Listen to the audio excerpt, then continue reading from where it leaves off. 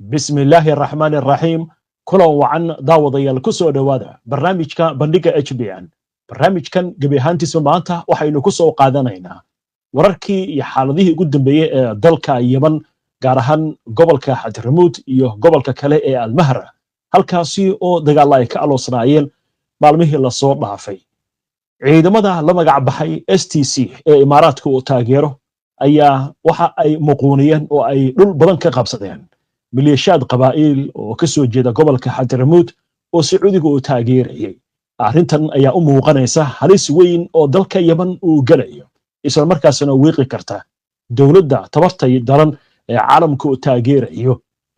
dhanka xuutiyiintu gaar ay u taagan yihiin laakiin hadda xulafadii Imaaraadka iyo Sacuudiga ayaa isku qaadqaadaya waxaana saacadihii la soo dhaafay la xaqiijiyay Sacuudiga ciidamo aad u fara badan inuu soo dhoobay xadka haddaba arrimahan ugu dambeeyay iyo xaaladahan ka soo kordhay waddanka Al-Mahra ee ku yaala bariga Yemen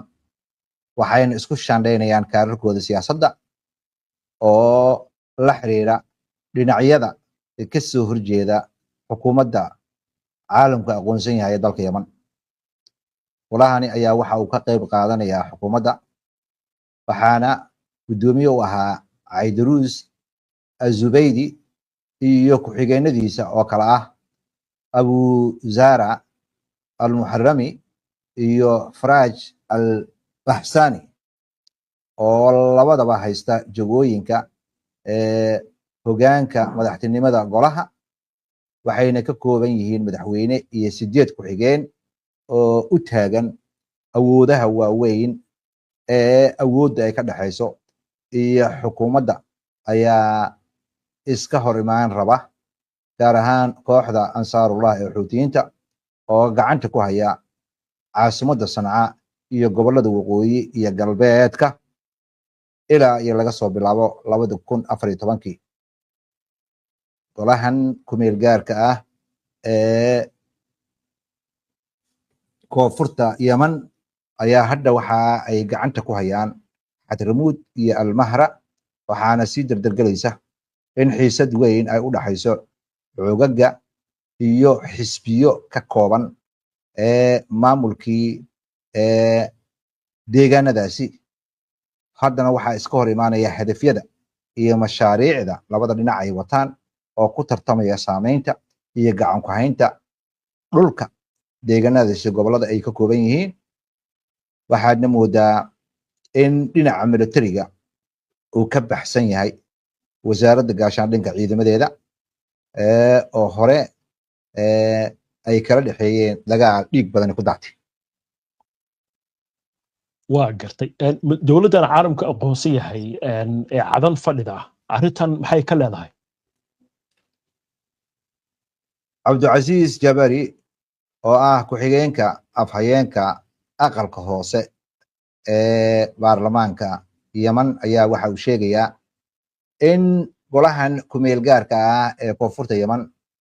in uunan mathalin rabitaanka dhabta ah ee dadka reer Yemen taa beddelkeedii howlaha uu lugaha kula jiro ama uu dhulka ka wado ayaa waxay u taagan yihiin in ay kala qoqobayso ama ay kala burburinayso dalka waxa ayna soo celinaysaa xaqiiqada ah in lagu kala qaybsamo adeega xaggiisa dadweynaha loo qaban lahaa midnimadii Yemen iyo madax banaanidii dhuleed waddanka Yemen ayaa hadda waxaad moodaa inay khatar weyn ku soo food leedahay aan hore loo arag Jabari ayaa waxa uu tilmaamayaa in militariga uu xoog ku qabsaday Hadramut wuxuuna barakicinayaa muwaadiniin ka soo jeeda gobollada waqooyi waxa uuna rabaa inuu afgambiyo ama waaba afgambiyeen xerihii rasmiga ahaa ee xukuumadda ay lahayd Jabari ayaa digniin ku bixinaya waxa uu ku sheegay in uu jiro hardan la rabo in saameyn lagu yeesho taasoo kala burburinaysa qaranka Yemen waxayna horseedi doontaa Yemen in ay sii kala burburto oo colaad ma dhamaata ay lugta gashato waxayna taasi keeni doontaa dhaawacyo waaweyn oo khatar ku ah xasiloonida gobolka bariga dhexe oo dhan. yamaniyiintana waxaa waajiba inay wax ka qabtaan arrimaha gudahooda ah iyagoo ka madax bannaan awoodaha dibadda ah. waxaana waajib ku ah inay ilaashadaan xuquuqdii lagu ilaalin lahaa waddanka hooyo ee Yemen. waa sida uu Jaabiri hadal ku dhigaya. waa gartay kooxdan la yiraahdo STC ee imaaraadka u taageero waxaa la leeyahay dowladda ay aad u dhex galeen. doorkooda muxuu yahay? golahan ku meel gaarka ah ee koonfurta Yemen ayaa galgal weyn ku yeeshay xukuumaddii Yemen iyo hay-adihii ay ka koobneed. su'aalo badan ayaa ka dhashay, gaar ahaan markii laga heshiiyey in awoodda laga wareejiyo madaxweynihii hore cabdirabbu mansuur xaadi. awooddii la wareejiyey ayaa waxay ahayd mid dastuuri ah, waxaana madax ka noqday golihii madaxtinimada, golihii madaxweynaha hoggaankiisa ahayd, iyo awoodo madaxweyne ku-xigeenka ay lahaayeen, iyo 7 xubnood oo ka koobnaa golaha. hadda in ciidanku ay la wareegaan xadramuud, cidda ay rabaan inay ka bixiyaan waxa weeye golahaasi. waxayna imaanaysaa in musbaarkii ugu dambeeyey lagu dhufanayo naxashka ee qaybaha kala duwan ee xaqa u leh inay maamulaan hoggaanka Yemen ama golaha hoggaanka Yemen iyo xukuumadda, si waddanka iyo dhammaan kala qaybsanaanta iyo xoogaga siyaasadeed xaqiiqa ahaan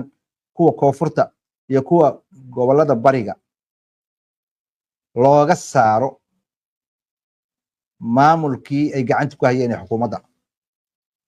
waxaa jira cabsi weyn oo laga qabo in Yemen, shacabka Yemen ay qabaan oo la xiriirta in tartiib tartiib xukunkii iyo dhulkii loola wareegayo, gaar ahaan kadib markii la xindaabay meelo ka duwan oo ay ka mid yihiin warbaahintii sanadiyadii lasoo dhaafay, iyo meelo badan inay colaadi ka dhacday oo midnimada waddanka khatar ku ah iyo mideyntiisa, lana barakiciyey, laga saaray meesha calankii xukuumadda koonfurta Yemen iyo dhammaan hay-adihii dowladda, shacabka iyo magaalooyinkana, iyo dekedihii waaweynaa iyo eeraboorradii iyo dekedihiina xeryaha militariga ay hadda joogaan ayaa waxay xiran yihiin dhar askareed iyo dhar military iyo dhar amni oo ah mid ka duwan kuwii hore loo aqoon jiray. waa gartay. marka xadramuud inay gacanta ku dhigaan ciidamadan STC maxaa lagu sifeeyey? mukhtaar al-rahbi oo la taliyo u ah wasaaradda warfaafinta ayaa waxa uu sheegayaa in golahan kumeel gaarka ah ee maamula koonfurta Yemen inay xadramuud la wareegeen kadib markii qaab ay isku dayeen lagu dhammaystirayo in lala wareego goobaha istiraatiijiga ee muhiimka ah ee koonfurta Yemen. wuxuuna aaminsan yahay gacan ku dhigiddaasi koonfurta iyo bariga gobollada ku yaala ee dalka inay u taagan tahay in dagaal lagu soo qaaday shacabka Yemen, waxaana lagu yareysanayaa jiritaankii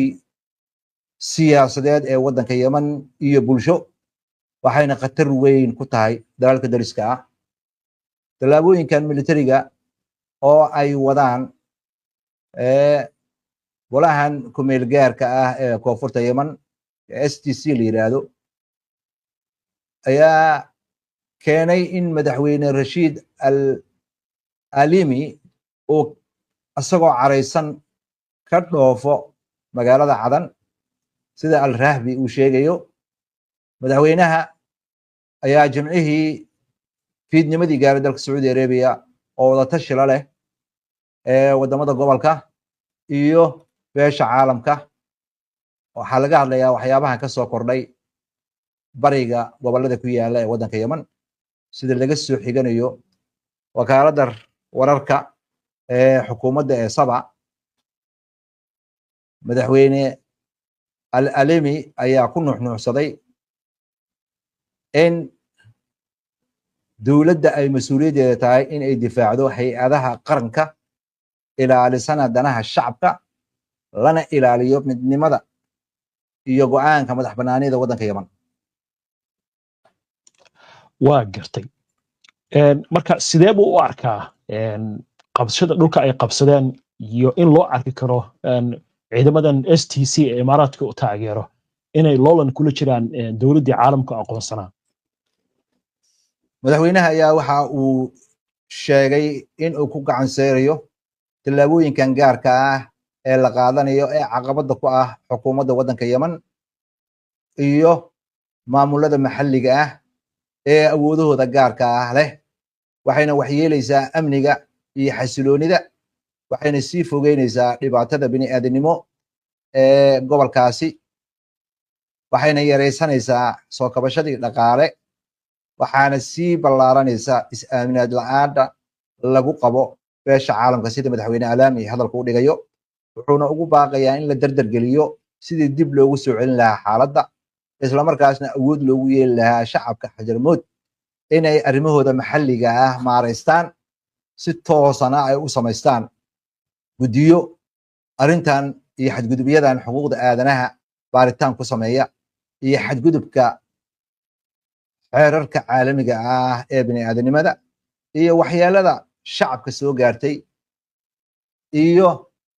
hay-adaha dowladda iyo kuwa gaarka loo leeyahay ee Xajarmood iyo magaalada Siyuun. waa gartay waxaa kaloo soo baxay warar sheegaya in madaxweynaha uu la kulmay intuu ku sugnaa waddanka Sacuudiga wakiilada ama danjirayaasha wadamada reer galbeedka. arrintan waxaa loo arki karaa inay tahay dacwo iyo cabasho uu ka qabo ciidamada STC oo dhul badan qabsaday.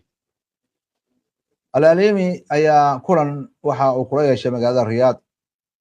safiirada wadamada Faransiiska, Britain iyo Mareykanka, wuxuuna ku wargeliyey in uu si weyn u diidan yahay in tallaabooyin gaar ah ay cidi qaado oo yaraysanaysa qaanuunnimadii xukuumadda waddanka Yemen, waxyeelana u geysanaysa danaha shacabka Yemen, abuureysana xaqiiqo dhulka ka jirta ee ka baxsan qaabkii qarameed ee ahayd in loo noqdo, iyo in awooddii lala wareego sidii ku xusnayd, lagu celiyo heshiiskii Riyaad. wuxuuna ku nuuxnuuxsaday inay muhiim tahay in laga noqdo ciidamadan laga soo qoranayo meel ka baxsan Xajarmood iyo Mahra, in xeryahoodii militariga ay ku noqdaan, lana siiyo awaamiir taliyaashooda sarsare, amarna la siiyo madaxdii sare ee ciidamada Yemen iyo xukuumaddii ku-meel gaarka ahayd. wuxuuna hoosta ka xariiqay go'aan gaar loo qaato oo militari waxa uu u taagan yahay inuu caqabad weyn ku noqonayo nidaamkii looga hortegayay dagaal sokeeye inuu ka dhasho waddanka Yemen. arrimahana in wax laga qabta ayaan doonaynaa buu yidhi. waa gartay waxaa la leeyahay arrintan waxaa loo arkayaa midnimadii waddanka Yemeneed oo markii horeba dhaawac uu ku jiray waxaa ka dhacay labadan gobol inay u muuqanayso inay sii majaxaabinayso dowladnimadii waddanka Yemen. arrintaasi waxaa laga yiri maxamed inoo faahfaahe. hogaamiyaha guddiga guud ee shacabka ee GPC loo yaqaano, Cabdil al-Shujaac, ayaa sheegay waxa ka socda Xajarmood iyo Al-Mahra inay tahay burburinta wixii ka haray nidaamkii dowladnimada ee dalka Yemen. wuxuuna sharaxay in maamulka ama golaha ku-meel gaarka ah ee koonfurta Yemen istiraatiiji ahaan uu la wareegay Xajarmood. waxa uu dib u naqshadaynayaa qariidadii saameyneed ee dalka ka jirta. golahan ku-meel gaarka ah ee koonfurta Yemen ayaa ku camal falaya go'aamo hore loo qaatay. dhulka markay timaadana waxay isu diyaarinayaan tallaabooyin militari oo ujeedadoodu tahay in ay yaraystaan rajadii laga qabay in yaman ay isku soo noqoto oo ay dowlad midaysan noqoto oo awood u leh inay maamusho waddankeeda shacabkeedana daryeesho si waxtar lehna u daryeesho sida laga soo xiganayaa shujaac waxaa ka socda xadalmowd waa simbiriraxisho cusub oo waddanka gelinaysa qas iyo dagaal maxalli ah gaar ahaan ilaa iyo laga soo bilaabo markii awooddii isu dheelitirnayd inta badan uu soo kala dhexgalay khilaaf u dhexeeya qabaa'ilka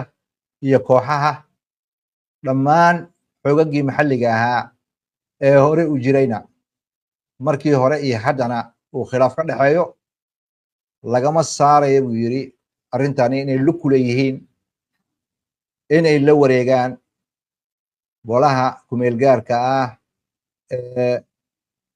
koonfurta yaman bariga iyo gobollada koonfureed waxay ku timid ama waxaa ku imaan doonta natiijo ah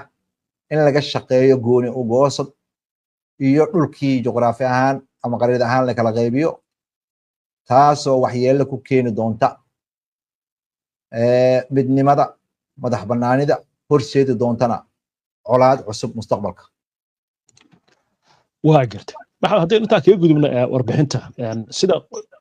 mas-uuliyiinta hadashay hadalladooda ka muuqata waxaa welwel laga qabaa waddanka yaman in u kala qaybsamo dabcan qaraarada haddaynu dib u eegno intan guduudan oo weli waddanka magaalooyinka ugu muhiimsana ah xuutiga gacanta ku haya gobolladan kalena waa kan hadda lagu dagaalsan yahay oo dhinac dowladda caalamka aqoonsan yahay baa cadan gacanta ku haysa dhankan ilaa iyo shabwa laakiin xadiramuut iyo almahrana hadda waxaa ku dagaalamaya ku loolamaya dhinacyadii ay kala taageerayeen sacuudiga iyo imaaraadka inkastoo aad moodo sacuudigu hadda qabaa'il keliya inuu isagoo xaggiisa ay yihiin oo qabiilka xadiramuutka laakiin imaaraadka uu taageerayo kooxdan STC la yidhaahdo markii horena ayaga isbahaysi ahaa imaaraadka iyo sacuudiga oo xuutiga la dagaalamayay halis ilaa intee leeg ay arrintani gelin kartaa midnimadii guud ee waddanka yaman mise loo oran karaa STC waxay doonaysaa inay goosato bacdama hadda madaxweynaha markaan aragno calanka hor yaalla waa calankii waddanka yaman laakiin STC calankay wataan waa calankii intaysa yaman midoobin 1990kii STC-da ay wadataa marka aragti gooni goosda halkaas ma ka muuqataa mawlid su-aashan ay weydiisay waa su-aal dhinacyo badan taabanaysa marka ugu horeysa waddanka yaman waxa weeye waddan shacabkiisu uu yahay 40 milyan 40kaas milyan marka la fiiriyo dhinaca badda cas ayaa deegaanka dadka u badan yahay ee shacabka meel walba meesha ay waqooyi ka sii xigto waa buuraley dadkana waa ku yaryahay maamulkan ka jira dowladda caalamku aqoonsan yahay dhulka ay gacanta ku haysay waxaa dhul ahaan waa dhulka ugu ballaaran laakiin shacab ahaan aad ayuu u yaryahay waxaa lagu qiyaasaa dadka yaman oo dhan marka la isu geeyo inay 10% ku nooshahay oo lagu qiyaasayo 5 milyan ilaa 6 milyan halka dhulka xuutiyiinta oo deegaanadu ay aad ugu badan yihiin magaalooyinka inta badanna ay ku yaalaan ay ku nool yihiin 90% qabaa'ilka iyo shacabka yaman hadda cidda ay xurgufta ka dhaxayso waxa weeye dowladdii caalamku aqoonsanaa ayaa inqilaab farsamaysan lagu samaynayaa oo waxaa soo baxay ciidamadan iyo golahan ku-meel gaarka ee koonfurta yaman oo la yimid calan cusub xeryihii militarigana la wareegaya arrintaasna waxa ay khalkhal gelinaysaa wadajirka dalka sida ay mas-uuliyiintii dowladda caalamka aqoonsan yahan u dhigayaan ayagoo dhul ballaaran jooga dhulkii saliidda dhul qabaa'ilo saameyn leh ay ku nool yihiin sida magaalada Xadrimood oo magaalo taariikheed ah magaalo diinta taariikh u leh ah hadda waxaad moodaa qabaa'ilkii iyo inay iska hor yimaanayaan walahan kumeel gaarka koonfurta Yemen ee imaaraadku u taageerayo haddii dhexdooda ay ka dagaalamaan khabiirada arrimahan ka madaxa bannaan waxa ay tilmaamayaan in ay fursad siinayso xuutiyiinta inay dalka oo dhan ay la wareegaan xoog kula wareegaan hadda laakiin dhinaca dowladda kumeel gaarka ah ee caalamka aqoonsan yahay dowladda caalamka aqoonsan yahay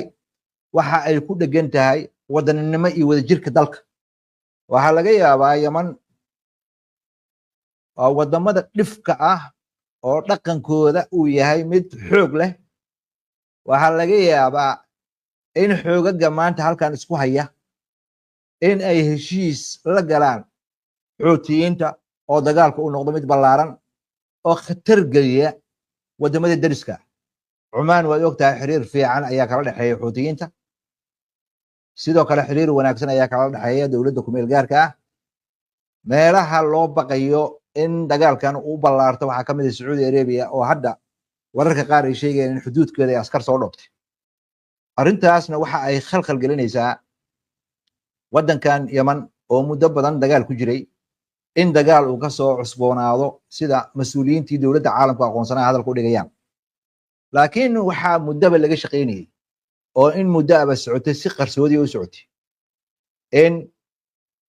ay jiraan howlo la abaabulayo iyo ciidamo la abaabulayo oo la rabo in la taageero oo u babacdhiga xuutiyiinta laakiin haddii mar uu dagaal dhaco xuutiyiintan aad arkayso shacabka intiisa badan ayuu ku nool yahay ciidamadoodana waxa ay qorteen intii dagaalku uu socday ayaa boqolaal kun gaaray tiradooda rasmiga lama yaqaano laakiin markay dholotus iyo waxa sameeyaan ciidamada ay soo bandhigaan wadamada dariska ah ee dowladaha xataa ciidamadaas ma laha marka arrinta Yemen waxay qarka u saaran tahay in ay qaraxdo macluumaadka ka soo kordhay waxa ka soo kordhana il dhow ayaan ku haynaynaa imaaraadka howlahan uu wado iyo qabaa'ilka meesha waxaa muuqata in la isku waayi doono oo dagaal ka dhici doono waa tahay maxamed waa mahadsan tahay daawadayaashuna ay mahadsan yihiin inta ayaan kusoo gabagabeynaynaa barnaamijka daawada si aad ula socoto wararkan iyo barnaamijyada iyo macluumaadka aynu soo gudbino haddii aad ka cusub tahay baraheena bulshada ama horay aadan ugu xirnayn hadda ku soo biir oo aynoo barnaamijka xiga insha allah inta ka horeysa